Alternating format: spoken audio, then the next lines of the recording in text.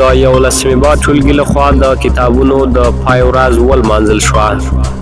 تیره شنبه چې د 1403 هجري شمسي کال د 2مې میاشتې له 13 تاریخ سره برابره ده، په سمرخیلو کمپ عالي لیسه کې د 11مې با ټولګي لخوا د کتابونو د پای ورځ ولمانځل شوه. په یاد پروګرام کې د لیسې مکمل اداري سټاف، قدرمن مدیر صاحب، استادان، سرمعلمین او د نوموړي ټولګي ټول زده کوونکي، هر یو شاه فیصل یوسفزی، خان الله وصال عربزی، رومل جمالزی، صابر حسین سالار، احمد الله حقیار، آصف نورزی، عبدالحق همدرد، حزب الله سالارزی، مرتضی محمدی، اسدالله زمری، سلیم صافی، عطاالله، ثناالله سالارزی، سید مهنت شاه سعادت، سدیس احمد، ابراهیم حکیمی، عطاالرحمن، توحید ارمانی، شاکر احمد، سلیم، عدنان دانش او نعمت الله ګډون کړی و.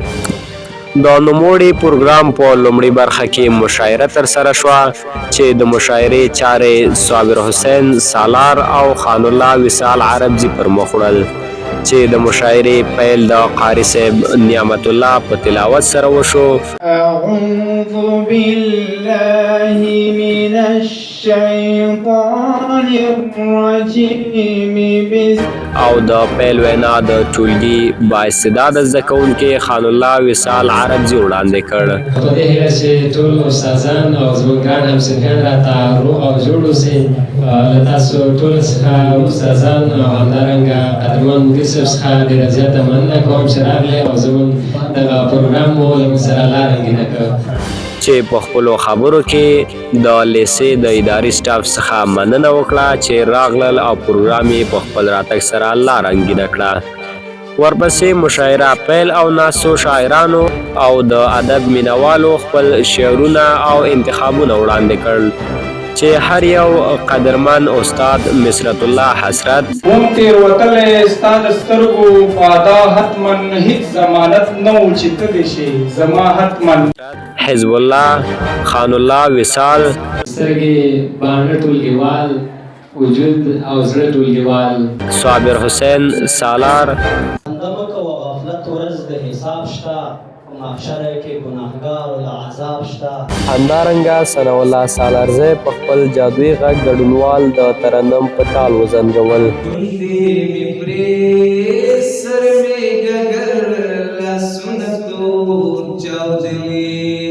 ورپسې د لیسې قدرمن مدیر مطیع الله شاکر د زده کوونکو څخه مننه وکړه او د دوی هڅې وستایل او په راتلونکي کې د زده کوونکو د لا بریا هیله یې وکړه. په دغه اقتصادي او په سختو شرایطو د ټولو هغه په اصطلاح چیلنجونو سره دوی بیا هم دغسې پروګرامونه او د استادانو د خوشحالتیا لپاره، د دوی د طبیعت د روښانه کولو لپاره او د خپلو معنوي پلرانو ته د احترام او د درناوي په خاطر باندې داسې یوه فضا جوړوي. زه په دې ډېر زیات خوشحاله یم. د پروګرام دوهمه برخه د کیک پرې کولو ته ځانګړې شوې وه. د لیسې قدرمن مدیر مطیع الله شاکر، د ټولګي نگران سید انور انوري، د ټولګي اول نمره شاه فیصل یوسفزي او د یو شمېر نورو استادانو په واسطه د کیک د پرې کولو مراسم ترسره شو او د زده کوونکو لخوا کوم انتظام چې نیول شوی و ګډونوالو ته وړاندې شوه.